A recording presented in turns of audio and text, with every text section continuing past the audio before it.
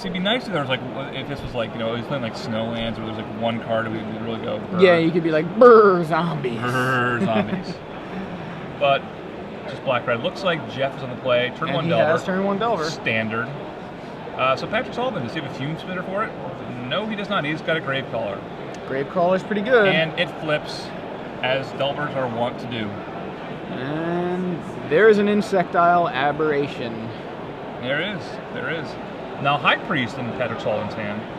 I don't like that card. I mean, I understand why people are playing it, and I must just be I think it makes more sense in black-red. Mm-hmm. When you have a, you know, he's playing Arc Trail, he's playing Brimstone Volley, he's playing 4 Mortipods. Okay. And he doesn't have the ability to just, like, the image a messenger, which is a lot of reach. And, you know, he misses out on that. So I think I like it more in this list than I do in the blue-black list. I like that logic.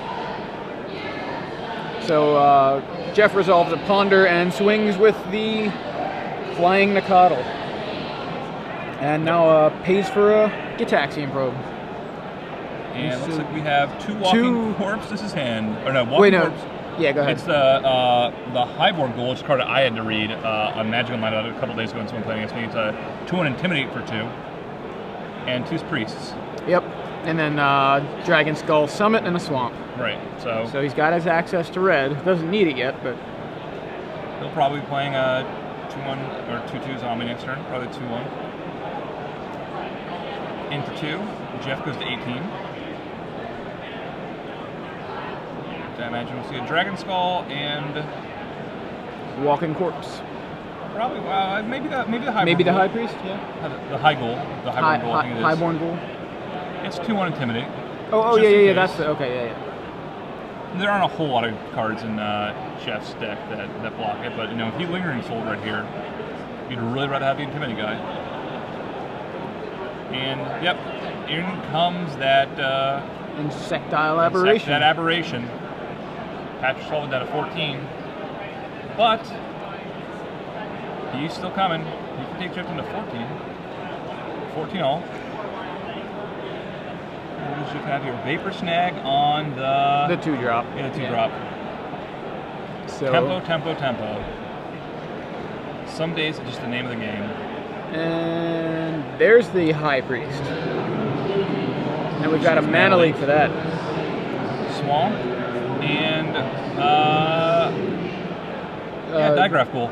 Yeah. So, still 4 power on Patrick's side, but he is behind in the life race to Jeph. Yeah, Jeff's kind of content to just sit there and protect the, the Delver. Protect the Queen, right? Yeah. Until Patrick finds a way to deal with the Delver. Jeff's like, he's winning the race. For 7, or swing 7 times. He's got a Messenger here, which he has the option to play, or probably just plays 2 2-drops, but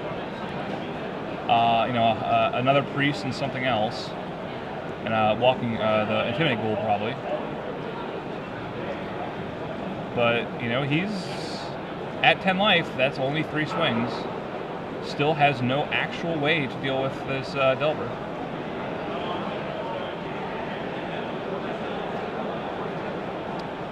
Patrick's weighing his options. Do I play 2 2-drops? Do I play this Messenger? Starts off with the Ghoul. See if Jeph is going to Mana Leak it, and if he does, or doesn't, he's going to play his land afterwards, which is a good play. He makes Jeph think that maybe he doesn't have anything else, because he wants to get the High Priest in play. He has 8 cards that will sack to turn on Morbid. Yeah, so here he tries to resolve the High Priest. Kind of trying to bait out a Mana Leak by playing the land second. Jeph, however, doesn't have a Mana Leak, so it's not really an issue. And all of a sudden, with two reaches that turn, it's not looking quite as good. Snapcaster? Yeah, Snapcaster, Vapor Snag, the yeah. High Priest. So. And the clock is now down to exactly 3 turns for Patrick Sullivan. Patrick's 2 more turns. Oh, Dungeon Geist. Wow. A card we've not seen in a while. In for 5. That's huge. That takes Patrick down to 1 hit. Now he's got to win this turn.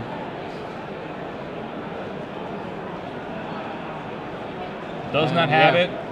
can't find any removal. Like, I mean, he's got Arc Trail, he's got Brimstone Volley, he's got Mortar Pod, which is removal. Right. I mean, Arc Trail there, I think his deck is set up really well for this match. Arc Trail takes out, at any point he draws it, Delver and Snapcaster. Yeah. Like, and, I mean, he can't do much more than play 4 in the main deck. Right, So, well. just didn't see it.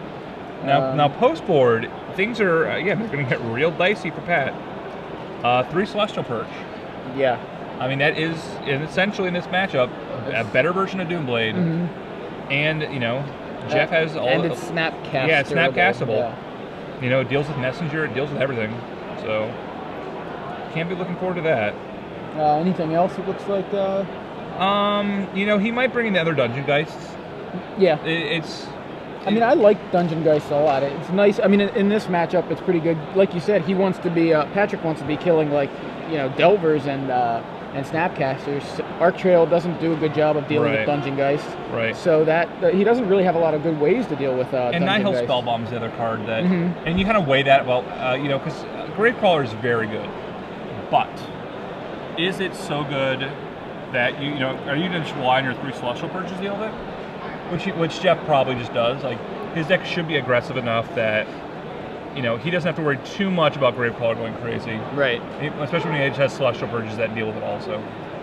Looking at Pat's sideboard, he's just got a 4-4-4-3 kind of sideboard, real simple, 4 different cards. He's got some Black Sun Zenith. I don't even know if he wants those, but they're at least reasonable, and then some Bloodline Keepers. I don't think you want Black Sun Zenith in this matchup. I think that Pat's probably the beatdown. Yeah. So that Black Sun Zenith is just going to kill his board. Right. It's kind of. Yeah. Deathmark. No. Yeah, certainly not Deathmark. Certainly not Deathmark. Distress. I don't even think he wants Distress. I don't think so either. I don't know what he's going to port in. I mean, he's got Bloodline Keeper's good, but. It's just another dude where in a deck that's got a lot of dudes. I mean, it's a good, nice dude. It blocks every turn, so you might bring those in, but I'm just not sure what you take out. It's pretty much his only way of blocking flyers if he can't remove them. Hey, if it stays active, though, it blocks a lot of flyers. Yeah. But, again, Celestial Purchase card he has to worry about. He might just want this match to end as quickly as possible, and hopefully before his opponent has the opportunity to take too much an advantage over, purging twice or more. And they're continue to shuffle. It's funny how die roll dependent Standard has become. Mm-hmm. I feel like that Delver existing as a card really pushes it over the edge. Like, we have Delver, which is a deck where you want to go turn 1 Delver, and your deck is hands far and away better if you do that. You have a lot of these ramp decks that are going, turn 1 Bird or whatever, and then they get to sort of skip their, usually by the time they get to their 4th turn, they get to skip their, or the 3rd turn, they skip their 3 drop and they're just playing straight 4 drops. Like, how much scarier is a Primeval Titan when you have out 3 lands and your opponent has out 4, than when you have out 4 and they have out, or it's your turn 4 and it's their turn 4. Like, yeah, it's like every deck is just like, boy, I want. It's kind of you lose a die roll and it's like, well, it's scary. That's pretty scary. I mean, and that just that kind of concept, I think Jeph is mulliganing it. Looks like. Anyway, I mean, we've got the new play draw rule happening for top 8. For top 8, so which is legacy. Yes, which is probably even more, or potentially even more, dependent on who goes first. It all depends on what top 8. So there was a lot of Rug Delver, and that deck certainly. Yeah. The die roll is very important, especially in the mirror. So we'll see. Yeah, I mean, I like that. I think it's great that you can earn that sort of thing, by playing well in the Swiss. Yeah. And you get to earn the right to choose. So I think that's great. I like it too. Jeph draws. His hand does not look tremendous, but Patrick leads off with a Dragon Skull Summit. That's got it. Jeph has to like that a little bit. So no Gravecrawler turn 1 to deal with. no Delver for Patrick to deal with at this point either. So That's true. now, while I feel like when I'm playing Delver, I can't ever get it to flip, I do seem to do okay with keeping hands with no Delver and going Gitaxian Probe, draw Delver on turn 1. Except the Delver sits around. I mean, that's great. You're like, yeah, that is the best. did that. You just I feel saw so your good hand, to do I drew that. my Delver, played it, and then I go, oh, it's not going to flip for like 3 turns, 4 turns. So But he has a 2-drop. Jeph has nothing yet. just to ponder. Just a ponder. In comes Two. Ghoul. Yeah. Jeph goes to 18. And oh, he brought in the Distress. He did. So this is Thoughtseize, except instead of paying 2 life. Pay an extra Pay an mana. extra mana. I paid 2 life for mana. What if it, like, so basically Thoughtseize is just Phyrexian mana, yeah, right. It's like a Distress Distress where one of them is Phyrexian mana, yeah. All right, so we've got... Captain, is that a Lingering Soul? yes. Image Vapor Snag, I think. Yeah. So he's got Glacial Fortress, Dark Slick Shores, I can't remember the name of it. Phantasmal Image, Vapor Snag, Drog's Call Captain, and Lingering Souls. So Lingering Soul seems like a real problem for him. It's just, you know, this guy will intimidate over them. He's much more intimidating than a stupid spirit or something, but those creatures are going to add up. It's going to keep the rest of Patrick Sullivan's zombies at bay. and Pat does have an Arc Trail, but you don't want to spend like Arc Trail on half of the Lingering Souls. right. So there's Lingering Souls from Jeph. Gets 2 spirits. Patrick draws a Dragon Skull Summit. Looks like he had a Messenger in his hand too. That's pretty good against spirits. Yeah, and it'll resolve here too. Takes Jeph to 16.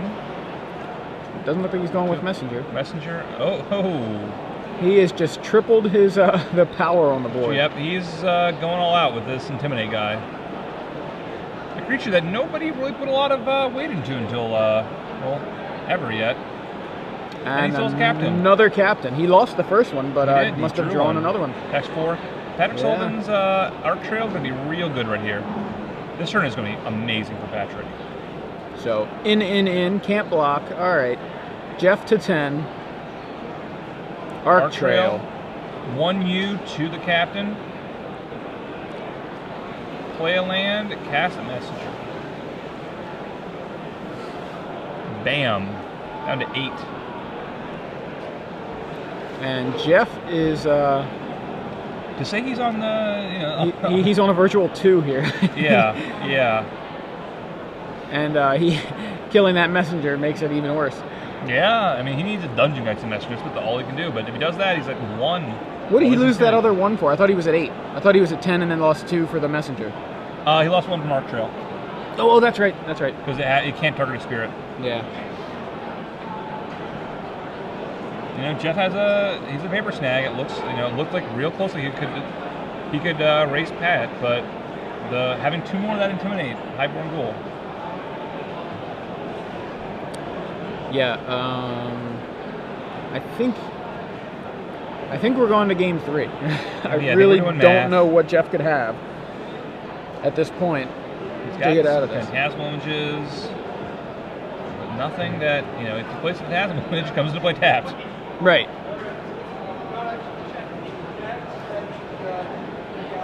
But it's good for a turn. Copy your Ghoul. Copy it again. Oh no, it's copying copy 1 Intimidate, guys. Untaps. Just a land. So that's Patrick's only card in hand, right? Right, and so if Patrick attacks with everything,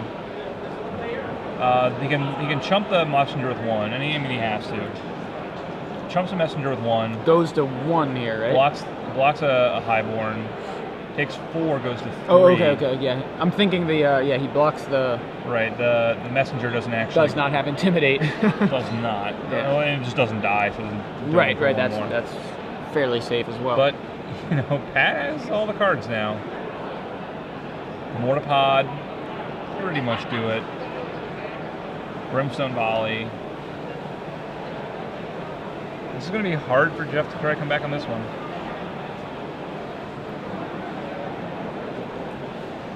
But he's not giving up. So he's got Snapcaster. He can flashback a Lingering Soul's not going to help. Not too much. Right, well, he's gonna sees a swamp. Well, I mean, as far as the Intimidate guys go, yeah, not going to help there. So not really. No. I mean, here he's going to go to 1, right? Chump the Messenger, Yes, trade. Well, actually, chump the Messenger, block a. But he's probably going to Vapor Snag one of the creatures. Yeah. And there it is. Okay. So he's gonna. Yeah, block the way that I expected. His own guy is gonna die. He's gonna go down. Pat's gonna take some damage. Jeph will actually stay at 3. I imagine he's copying that Messenger again. And now. Yeah, he's saying, comes back, I want to copy it again. Pat's gonna recast the Highborn Ghoul, and if he drew another card, he cast it, but I can't tell if what it was. Oh, a Gravecrawler. So once again, representing lethal.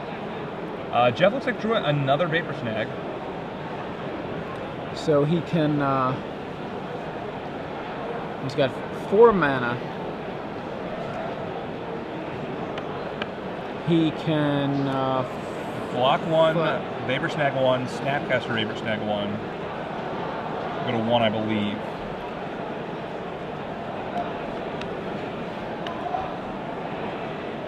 He could flashback Lingering Souls, block Gravecrawler and the Messenger, and then I think that oh yeah, okay, sorry. So this was a problem in the game state that Highborn Ghoul was supposed to die, or Highborn Snag was supposed to die last turn. Oh, okay. So a little better for Jeph then here. Yeah. So he can he can flashback Lingering Souls, chump block those 2. Right. And use his own Messenger to block the Intimidate guy. Right. The Highborn Ghoul, right? Right. And he's in a much better spot, though. Obviously, Patrick still has a lot of burn X, and stuff. Yeah. I mean. Well, now they're trying to figure out how this went down last turn. There's some disagreement, I guess, over who blocked what and what died. But I think we're good. Yeah, I think they were just clarifying it, and it turned out they were right. So I'm going to pay 2 and flashback Lingering Souls. Does he have Dungeon Geists in his hand? I believe he does. And a Delver, and he's got that Vapor. So he's got Dungeon Geist Vapor Snag, and Snapcaster in his hand. I know he's got Snapcaster. I think Pat actually has to draw. Oh, Mortipod. All right, that'll do it. Mortipod, 1U, attach to Messenger, kill you. Yeah. That's nice top there. We've seen a lot of that kind of thing this weekend too, where it's like game looks real tense and everything, and they're like, oh, look what I drew. Yeah. Kind of thing. So that happens, you know. Yeah, but I mean, Jeph actually put together a pretty good defense there. He did. You know, if Pat had drawn nothing, you know, there's a chance that he could have just won that game on the back of Vapor Snags. You know, if the Delver flips, you know, and he's got access to Dungeon Geist. He has access to Dungeon Geist. You know, Pat doesn't really draw any more creatures. You know, all of a sudden it's not looking that bad for him. It's, you know, surprisingly enough. But instead, we've got some exciting magic, and we get to go to Game 3. Yeah, Game 3. I love Game 3s. Me too. They're just fun.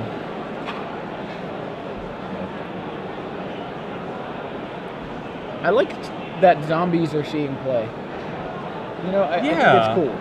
I mean, it's a tribe that it was good for like one tournament ever. Yeah. There was like a Pro Tour where it was good, and then I actually played a PTQ at Origins one year that was awkwardly right before they scheduled it before the format became legal, before the third set did, so it was like the same format as the Pro Tour, like a 2-set block. And the zombies was just awesome for that tournament. The person who won it, my friend Aaron Cutler, he just played zombies and just crushed everybody. But that was it. That was the one event ever. So that was that. I mean, what cards were in that deck? Onslaught. I mean, it was Gem Palm Polluter. Right. Shepherd of Rot. What's the swamp cycling zombie? I forget. That was not yet Twisted Abomination? not yet legal. Okay. Because That was in Scourge. Yeah, That's right. Okay. And it just so happened that you had actual removal spells that killed beasts and things. So yeah.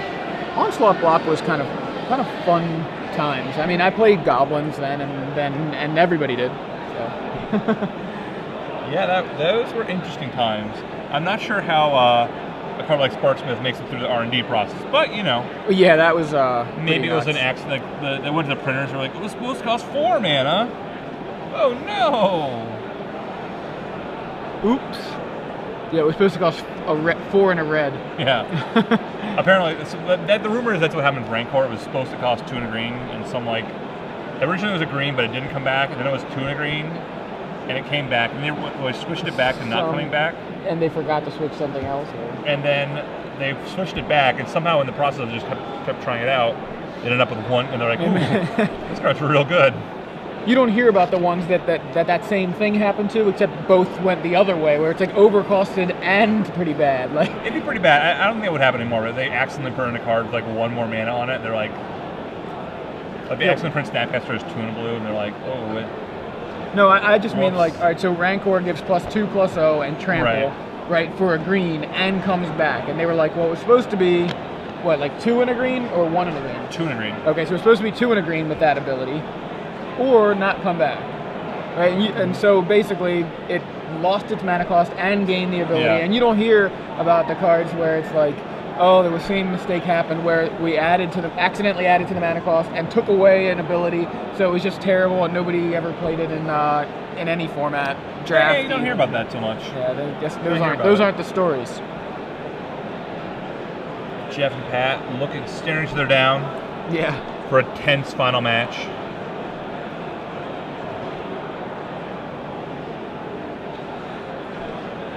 Who will win? I don't know. I mean, that was some good. Both of those games were really good. I think I gotta favor Delver because it's just been so good, and I think it just has a lot of good tools.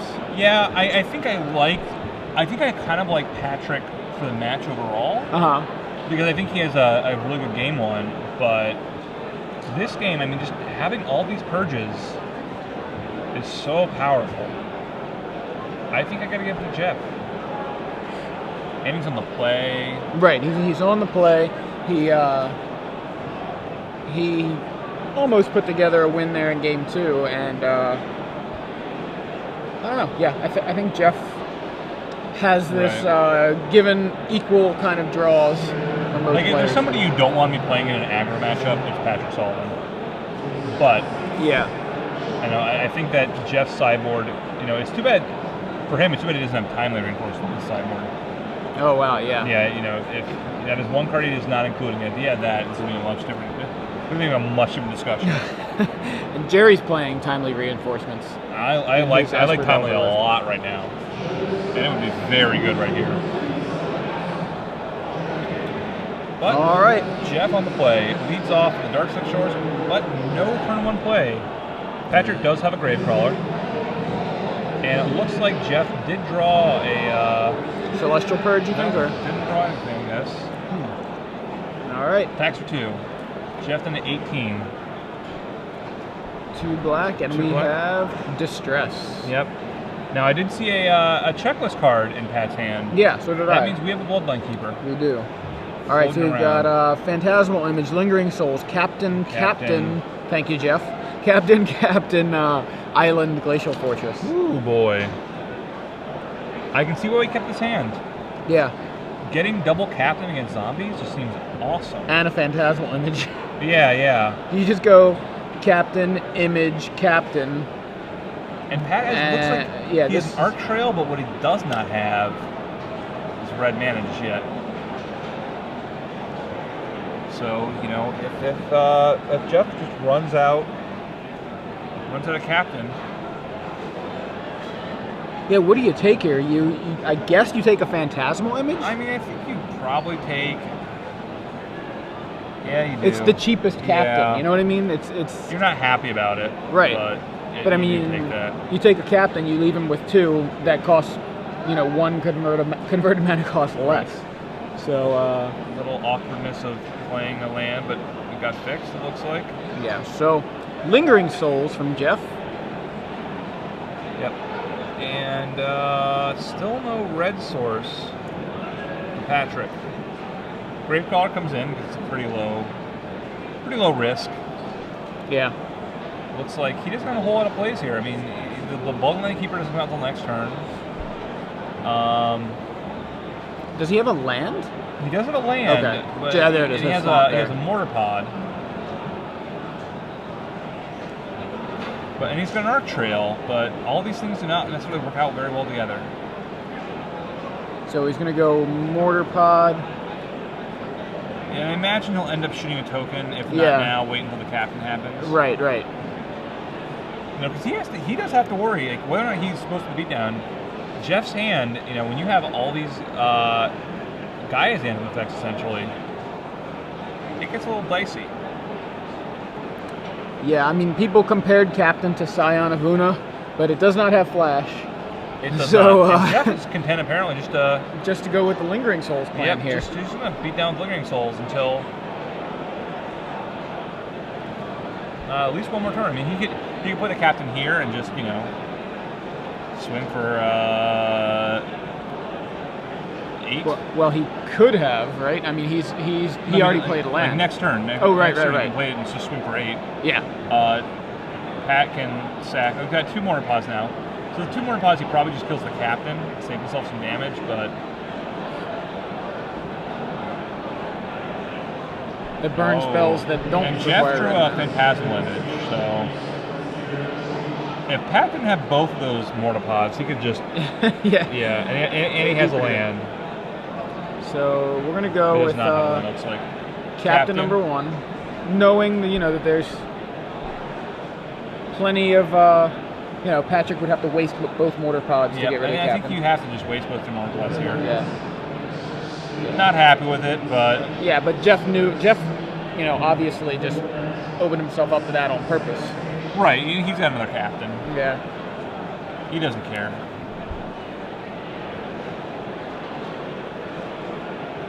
He's just so far ahead in this game. Jeph takes 4, and not Jeph. I mean Patrick takes 4. Yeah. And Jeph adds a Delver to the board. Still no red source, so that Arc Trail's not going to do anything. Does he have a land for the Bloodline Keeper? No, he's got Messenger though. He does not. The Messenger will help out. And he's getting close to the point that we can start machine gunning spirits with the Gravecrawler and Mortar Pod. But he just needs a lot more mana for that to happen. Yeah. He's not there yet. Oh, Black Sun Zenith, he did bring it in. Not something I expected, yeah. Yeah, I wasn't expecting that. I didn't even see it in his hand, to be honest. Neither did I. All those black cards look alike, though. I think, I mean, really, like, when you're looking from this angle, you're like, what is that? Well, he tapped 1 for it. I guess it's Gravecrawler. Oh, he tapped 2. Oh, it must be Walking Corpse. You're just, like, guessing, because all of them look the same. Black Sun Zenith. That was a heck of a Black Sun Zenith. I think they need to brighten up some of the black card art. We can talk to Jeremy Jarvis about that one. Yeah. I have to get in touch with that guy. So here's the scary thing, right? He plays Messenger here. Jeph, if he has a captain or a Phantasmal Image, those are going to be hard to deal with. And we know he has Phantasmal Image. We do. And I think Patrick's about to know he has Phantasmal Image. Oh, Celestial Purge. Okay. That's, pretty good. And there's the Phantasmal Image. Swing in for 3. Patrick Sullivan down to 11. Nigh unkillable. I believe Patrick maybe... okay. I thought he took 4 earlier, but... Again, does not have the... this Arc Trail. Can't hit him. He has to... And he's way too far behind to be able to actually, Black Sun Zenith these away. We see a Gravecrawler from Patrick, and then the other Gravecrawler out of the graveyard there. But and he draws a red source, comes by tapped. So... both Gravecrawlers into the red zone? That looks like that. Yeah, I don't know that, yeah, that's it. I was going to say, I don't think Patrick has any way to get out of here. Nope. Yeah, so Jeph Foster with Esper Delver takes the match, 2-1. and you know, he had the Celestial Purge. I mean, he just drew captains and images. Like, Yeah. there was a Delver in there somewhere, but it didn't do anything. He just died. No reason to screw with all these Delvers and things. You know, he